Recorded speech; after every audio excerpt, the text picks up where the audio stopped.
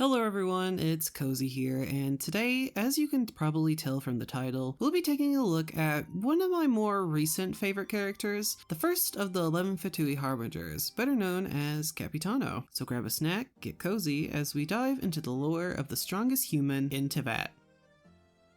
Capitano was first seen all the way back on July 11th, 2022, in the interlude teaser known as A Winter Night's Lazo, where he and many of his fellow Harbingers were originally introduced. Right off the bat, he immediately had a strong presence among fans, myself included. While it was never outright said during this time, it was highly believed and later confirmed that he was indeed the first of the 11 Fatui Harbingers. We also learned a few things from various character stories, voice lines, and events, predominantly from the event known as Ballad and Bruise, where Mika returns home to Mondstadt with a letter in hand from none other than Grandmaster Varka. The letter mentioned that the expedition he and many of the Knights of Favonius went on was going smoothly, but they had a bit of a setback when they encountered some elite Fatui soldiers being led by Capitano. Varka says that despite tensions between Mondstadt and the Fatui, the captain was not hostile in the slightest, and knew that fighting would just be extra hassle for both of them. After talking with Varka, they shared a mutual understanding and went their separate ways. While the letter itself doesn't give much information, it still set the precedent that Capitano was both extraordinarily strong despite being only human. Varka makes a remark that he believed that the captain could probably defeat a rune guard by only jamming one of Klee's crayons in its eye. We also have two of Child's voice lines that showcase this as well.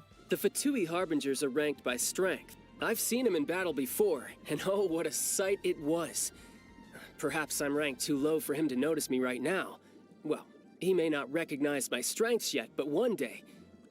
These two lines of dialogue further add to the fact that he is incredibly powerful. Child says that he may not be strong enough at the moment to warrant his attention, but one day he will be. The next we learn about him is through Wanderer's voice line about him, which makes comments on that he believes that despite the captain having a great sense of absolute righteousness, he believes it to only be hazardous, especially with his strength taken into account. We also learned from this voice line that Capitano is extremely well liked among the Fatui, and even in the Tales of Winter commission, Victor says that he currently is on a mission for Signora, but he'd much rather work under Capitano. The next and final mention of him was by both Neuvillette and Arlecchino. For Neuvillette, he mentions that he's got some info from Arlecchino saying that recently Capitano has been focusing his attention towards Natlan and is currently in the area. And in Arlecchino's animated short, The Song Burning in the Embers, he is seen witnessing Piero do Arlecchino's inauguration as the Knave after the death of Crucibina, alongside Signora and Scaramouche. And lastly, he, along with the other Fatui Harbingers, are all based on certain characters from the stock characters known as Commedia dell'arte. Capitano is very clearly based on the stock character El Capitano. Now, despite being based on El Capitano, there are actually multiple different kinds of El Capitano characterizations. The main two types of Capitano are as follows. The first famous one is the one from traditional Italian Carnival character from Liguria, known as local Captain Spaventa. He's often making smarky remarks towards his enemies, uses a longsword, and was ambitious and boastful, but also a dreamer with positive connotations. The second type is really just the complete opposite. This type of El Capitano is known as a bragger and swaggerer. He put on a very boastful and prideful facade, but is actually quite the cowardice person. He spins many tales about his many conquests and victories, the story of which can only fool those who have not heard of him, and often gets carried away with his stories to the point he doesn't see that those around him don't believe anything he says. Also, fun fact, another variation of El Capitano created by Tiberio Fiorilli is called Scaramouche, who, compared to the shrewd version we talked about before, Scaramouche was more of a man of action than a bragger and shows more positive traits like being clever, brave, and quick-witted, rather than ignorant, cowardly, or foolish.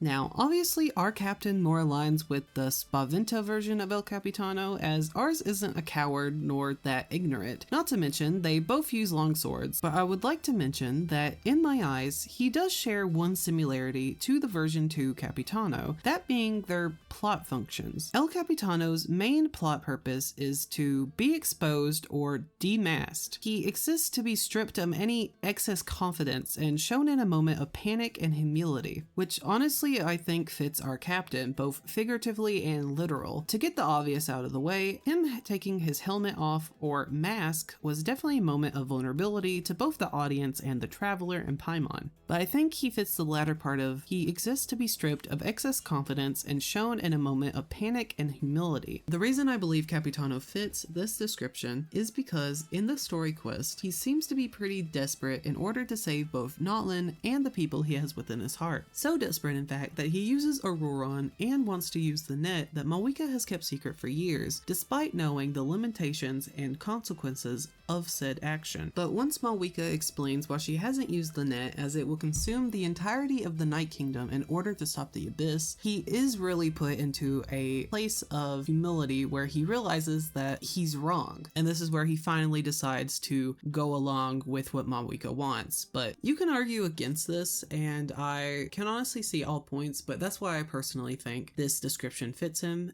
because of his role in the story and all of that.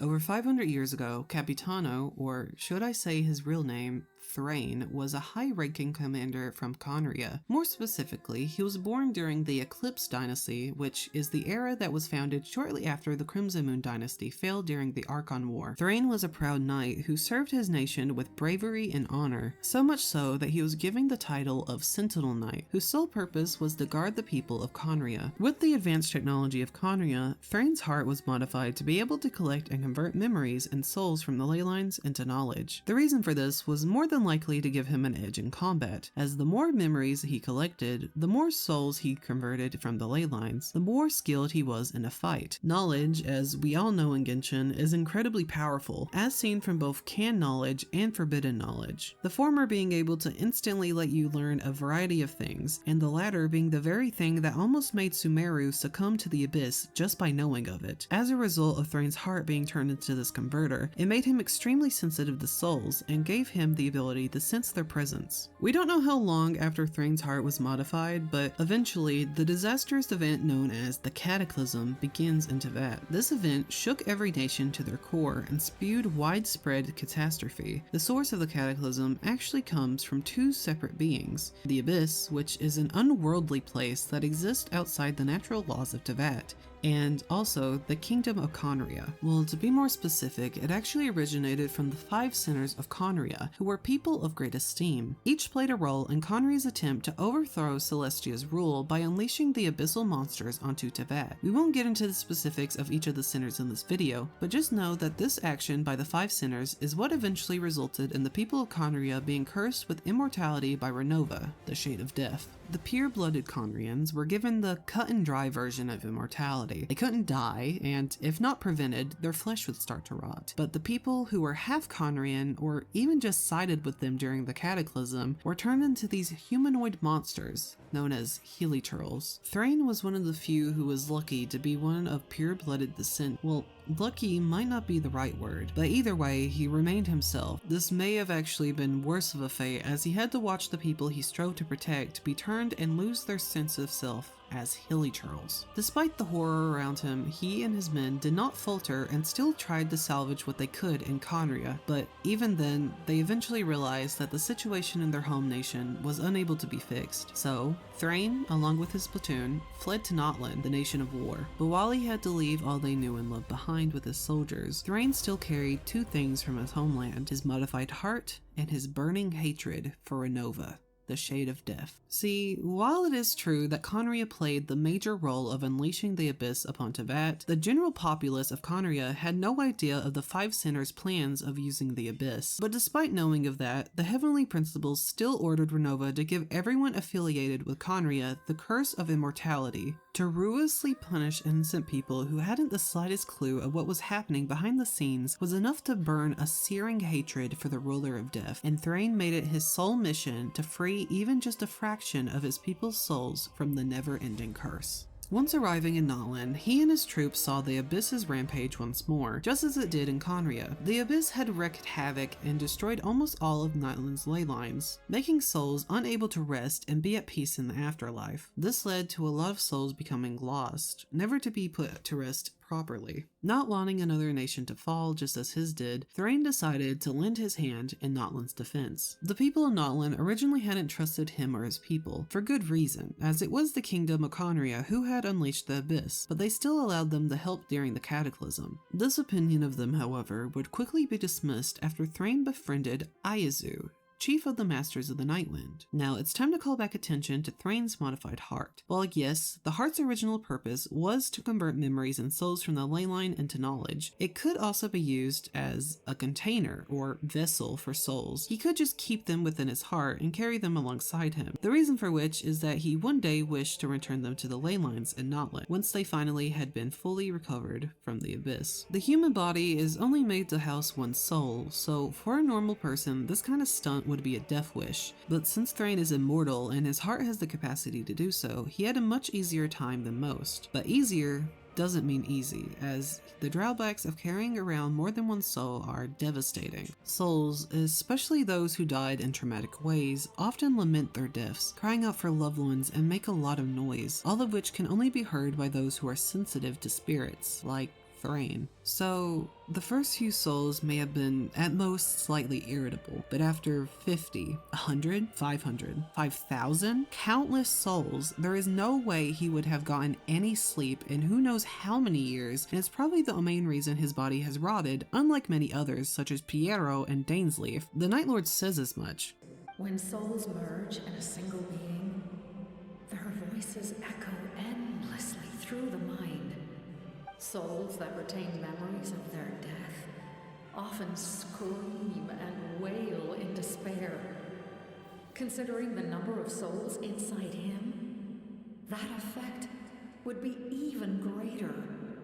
This is what I believed made Iazu trust Thrain so much, as the Masters of the Nightwind are the most spiritually connected tribe in Natlan, so to see this man from Khaenri'ah be so selfless for the lost souls around him, most of whom he hadn't known personally, must have given the reassurance he needed to fully trust and rely on Thrain. The two of them fought the Abyss in countless battles, Thrain and his men earning the respect of the rest of the tribes of Natlan in the process. It's also to be mentioned that Thrain was collecting souls the entire time during this, so in reality, he was getting less and less sleep with each battle before eventually not being able to sleep at all. Eventually, Iazu would fall in battle, and his final words to Thrain would be about the secret of the Pyronosis, that with it, it can create a giant net made of the entirety of Natlan's Night Kingdom, which can be used to blanket the existing ley lines against the Abyss, at the cost of losing Natlan's culture, history, and memories, as well as the souls in the ley lines. This knowledge would later make him resent the Pyro Archon Mawika, as he believes she is refusing to stick to her oath of protecting Natlan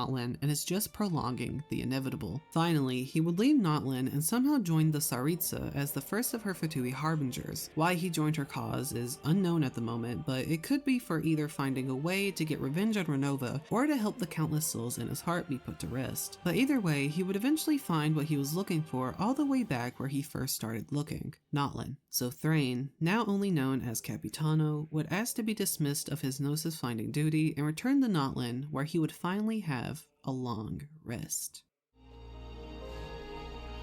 Well fought, my lord. Thank you for everything.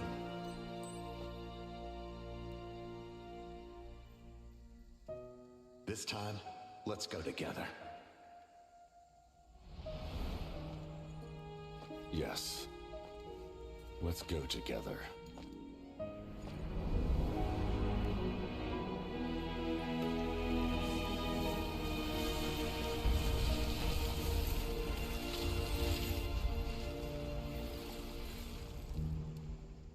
As we all know from Natlan's Archon quest, during the fight with the Abyss, Mawika had to use the power of the Ode of Resurrection in order to secure victory. This power was given to the original Pyro Archon Xbalanque after he bargained for it from the ruler of death, Renova. This power was not given out freely, however, as there is a major price to be paid after using it, which is death. During the final quest, when all becomes a monument, the Traveler, Paimon, and Sitlali try to stop Mawika from giving up her life. Mawika, however, has already accepted her death long in advance, but despite accepting the price of death, Mawika still wishes to be able to help everyone in her last moments. So she asks to be merged with the Lord of Night spirit, allowing it to rebuild the Night Kingdoms. Renova allows it and accepts that it would be a proper enough death for the price. Mawika tells to begin, but before this can happen, the Night Lord interrupts, telling everyone they have to wait, as there is one other who wishes to pay the price of death. Renova is getting annoyed, but agrees to wait as long as whoever shows up is equal to strength as Mawika. Wait,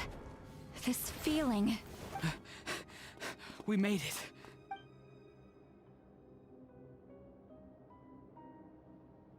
Thank you for showing me the way. The captain? The other individual you mentioned. It was him?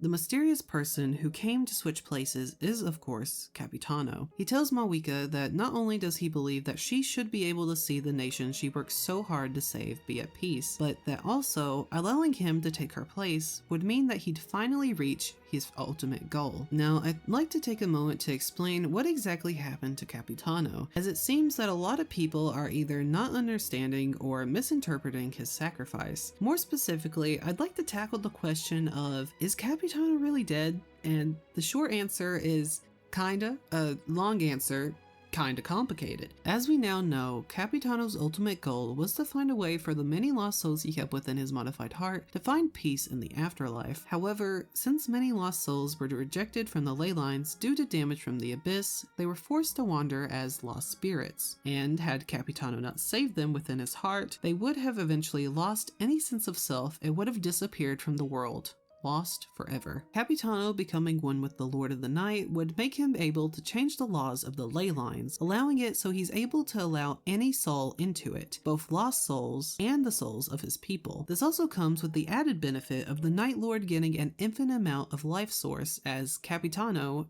is immortal. However, Capitano taking Mawika's place could potentially cause a paradox. The rule set by Renova is that the Khaenri'ah people cannot die, as they've been cursed with immortality due to their actions during the calamity. However, Renova's other rule mandates that anyone using her power must pay in death, but she only ever specified that it had to be someone of equal strength to the Pyro Archon. This is where Capitano's second goal plays in, which in the simplest terms is revenge. He knows that taking Mawika's place could start a paradox that could uproot all of Tevat's natural order, a mysterious chaos that even Renova doesn't know the consequences of. So he gives her two options: discard her rules, the curse of immortality and the price of death, or allow him to trigger the paradox of an immortal being dying. Both choices would be a win for Capitano. Either his people's curse is removed and Mawika can walk away alive, or he can trigger the paradox, allowing the souls of his people to rest and fuel the Night Lord for the rest of eternity. The curse of immortality.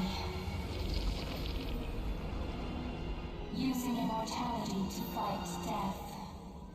Using my rules against me. Make your choice. Reject your rules. Or allow me to trigger the paradox. The curse of immortality must stand. Use it to fulfill your final wish. Renova chooses the latter option and allows Capitano to merge with the Night Lord, triggering the paradox.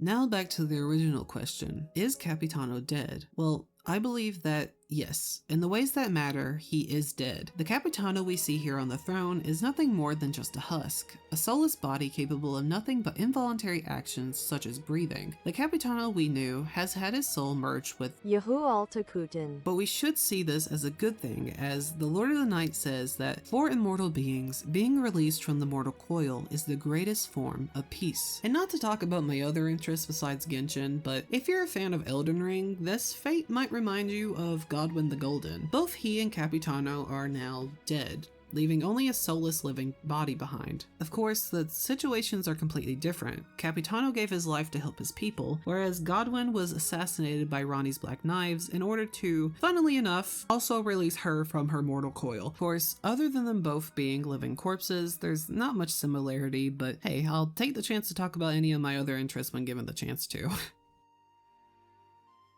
As I mentioned before, his real name that we learned during the Natlan story quest is Thrain. This name actually comes from the Icelandic legendary saga Hromundur Saga Gripsonar. This saga is about a man named Hromund, and it follows his life as he encounters many enemies for his king. One such villain is a man named Thrain, who the story says was an infamous berserker and sorcerer. He is known for conquering Gaul, which used to be a region of Western Europe, first clearly described by the Romans, encompassing present-day France, Belgium, Luxembourg, and parts of Switzerland, the Netherlands, Germany, and northern Italy. And after conquering Gaul, Thrain made himself king. However, after he began to age, he realized he didn't want to live a life of adversity any longer, so one day he packed up all his food, treasure, and his legendary sword, Misteltein, or Mistletoe. Yeah, not the most badass name for a sword, but hey, I'm not gonna judge the evil warlock, okay? After retrieving his stuff, he travels to a deserted barrow where he lives for the rest of eternity. That is, until Hromund shows up looking to defeat Thrain and take his sword. A fight ensues, both managing to get the upper hand numerous times, before eventually Hromund cuts off Thrain's head with none other than Thrain's own sword, Misteltein. Now, after that brief description of Saga Thrain, let's talk about how this connects to Capitano. First off, remember when we talked about Commedio dell'arte? About how one Capitano's influence was described to be a coward. Well, that trend doesn't end here, as Thrain in the saga is also referred to as a coward, both by himself and by Hromund. I have little wish to fight, but I must have become a great coward if you can rob my wealth. I refuse you take my treasure. You will see me dead first. Then Hromund said, "It would be seemly if you rose, cowardly and craven one, and took your sword back from me. If you dare." He then goes on to refer to him as a cowardly slave, as well as mentioning another character, Manny the Farmer's Opinion, who also called Thrain a coward. Thrain is also described to be a draugr, which, if you don't know, is a creature in Norse mythology and folklore. Described to be a reanimated corpse or spirit. They often guard their own graves and tombs, or even bury treasure. Those who have played Skyrim definitely are familiar with them. Thrain's physical description is as follows.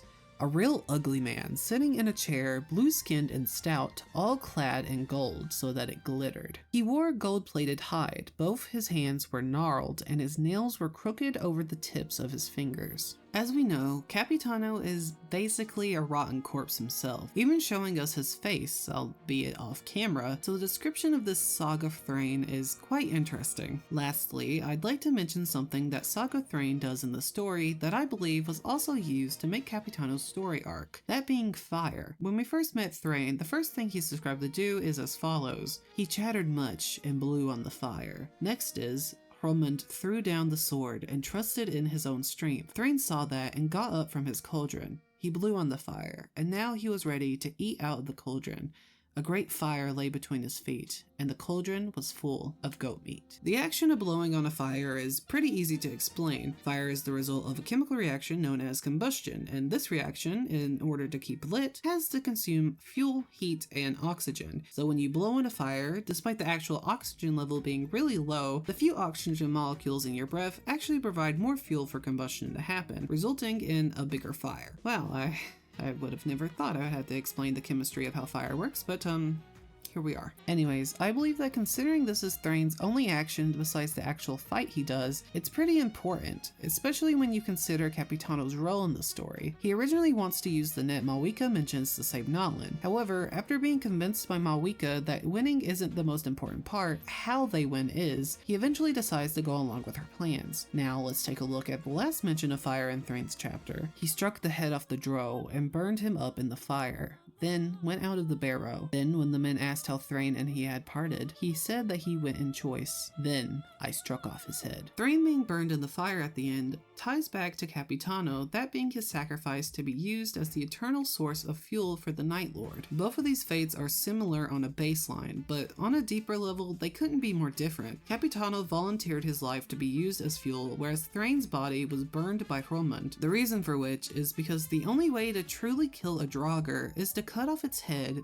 burn its ashes, and throw them in the sea. I find it very interesting that Hoyo has decided to take two different inspirations for Capitano, both of which being heavily stated to be cowards or being called not as fearsome as they appear. Thrain in the saga even resorts to clawing at Hromun's neck in order to win the fight, something I don't believe our Capitano would resort to, being a proud warrior with his own code. This could mean two things. One, this is Hoyo's own twist of said characters, or there is more to Capitano than just what we see in Natlan's story quest. However, we won't have an answer to that yet, but in time, hopefully, Capitano will be given more lore. Again, I highly recommend you read this saga on your own, as I genuinely enjoyed reading it. It's only 10 chapters, the longest chapter only having at most 9 paragraphs. It's a quick little read, and I think you'd enjoy it. For the last bit of the video, we'll be talking about the major symbolism for Capitano.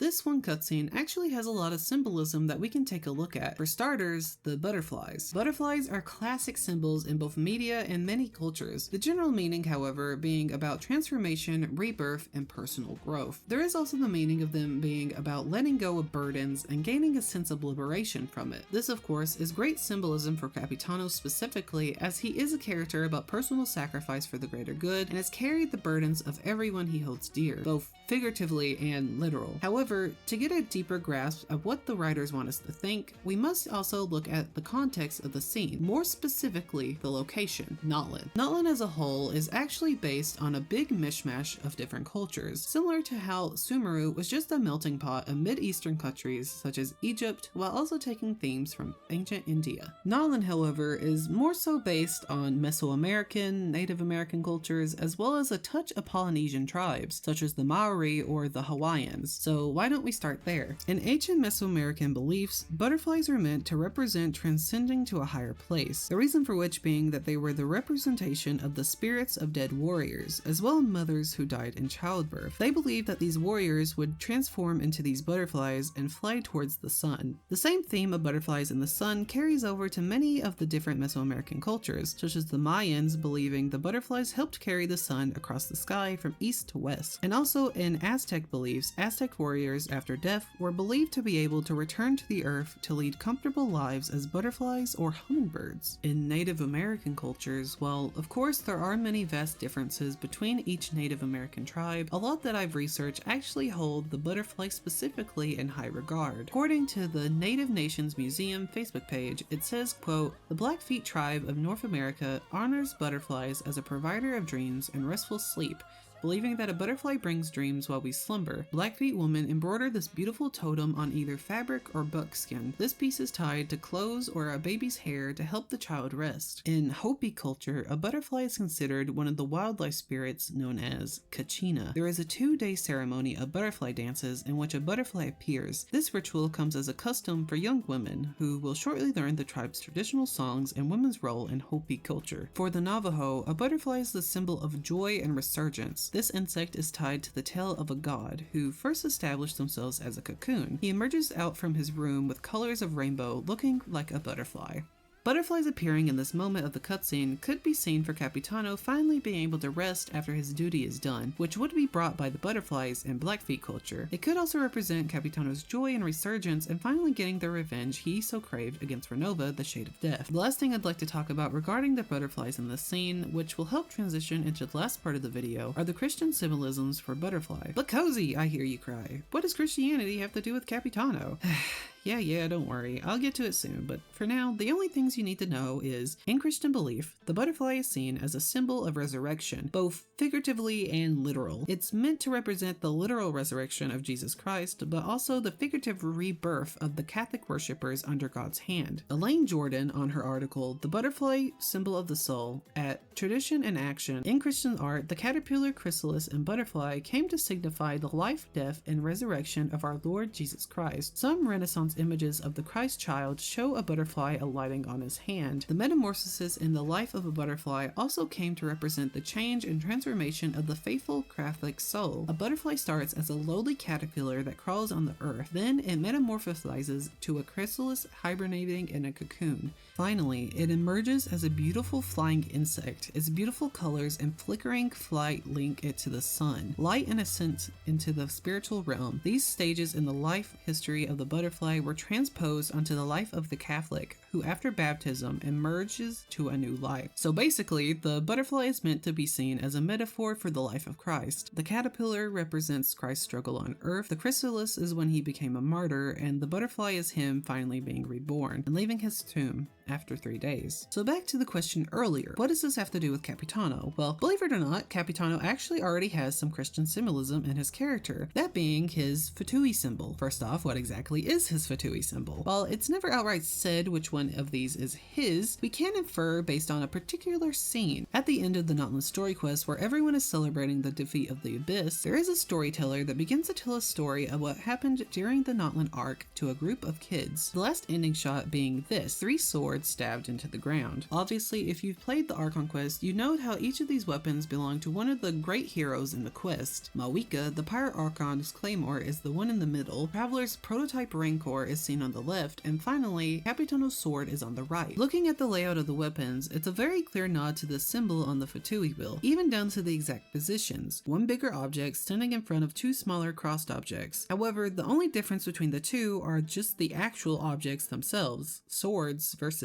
nails. For me, this is enough to say definitively that this is in fact Capitano's symbol, as I don't believe they would put anything Capitano where it's supposed to be related to another Harbinger, as all the Fatui symbols are very direct and personal with their icons. Child's is the narwhal he saw in his childhood that he vowed to stop, Signora's is one of her flame moths when she embraces her Crimson Witch of Flame form, Scaramouche is a doll but more specifically looks like a Kokeshi doll, and Arlecchino's is mostly just a recurring theme for her than anything else. As I mentioned before, these nails have Christian symbolism that begins with the belief of triclavianism. What is triclavianism? Well, to put it simply, it's the belief that Jesus Christ was nailed to the cross with 3 nails, one through each of his palm and one through both feet. This belief has actually been a heavy topic within Christian faith for many centuries, as there's a whole discussion on whether Christ was crucified with 3 or 4 nails. But one thing that is often said about triclavianism is that it's often seen as heresy within the Catholic faith. This, however, wasn't always the case, as for a while there weren't many depictions on how Jesus was crucified. 3 nails, 2 nails only through the palms, 4 nails through each limb. Each depiction has been around for as long as Christianity has been, but triclavianism didn't start being seen as heresy up until the 12th century. That is because in 1209, Pope Innocent III endorsed a man by the name of Francis of Assisi, who was a Catholic friar and Italian mystic, a friar being a male member of a Roman Catholic religious order who has been taken a vow of poverty, chastity, and obedience. During this time, Francis had been wearing a stigmata that were on his hands and feet, which depicted 4 nail heads, not 3. Later, in 1838, George Stanley Faber, who was an Anglican scholar, wrote in his work An Inquiry into the History and Theology of Ancient Valonese and Albigenese that he believed Pope Innocent III had implicitly but infallibly endorsed the 4-nail theory in 1209 through his endorsement of Francis of Assisi, and that it stamped the brand of the heresy upon triclavianism. The nails themselves represent Christ's sacrifice for humanity and the pain that came with it. It's also believed that the use of triclavianism goes with the belief that each of the nails represents one of each of Christian doctrine of the Trinity, more commonly known as the Father, the Son, and the Holy Ghost, or Spirit in some of the newer versions. This being Capitano's Fatui symbol makes a lot of sense, as Capitano is a character that represents the concept of sacrifice. He sacrificed his life for the people he wanted to help, and in doing so caused himself a lot of pain in the process. He endorsed several centuries of sleepless nights so that he could save countless souls and give them a chance of an afterlife. He had no idea if this mission of his would ever come to fruition, but he still did it anyway. That alone shows just how selfless he is as a character. So all I'm saying is, if Capitano were alive, he could walk on water. Probably. Don't quote me on that. And that will do it for today's video on Capitano. If you did like it, which I kind of hope you did, if you stayed this long, I would really appreciate if you gave this video a thumbs up. If you want to see more videos like this, you could press the subscribe button with notifications on. That's the most important part, so you stay up to date with all my lore videos. But yeah, I hope you have a great rest of your day and stay cozy. Bye.